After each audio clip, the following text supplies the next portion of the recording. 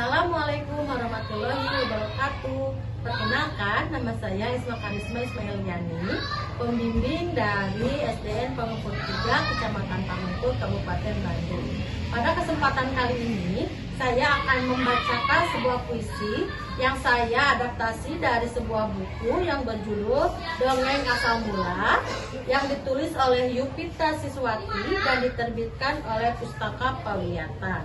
Dan banyak halamannya, 101 halaman. Siapakah aku? Siapakah aku? Badanku besar, bak gedung berlantai 2. Siapakah aku? Telingaku lebar, bak nampan kue. Siapakah aku? Hidungku panjang, bak selang pemadam. Siapakah aku? Mataku kecil, bak 2 ekor kumbang. Lantas, siapakah aku? Tanggapan saya terhadap buku itu, bukunya sangat menarik karena di dalamnya terdapat berbagai cerita mengenai hewan.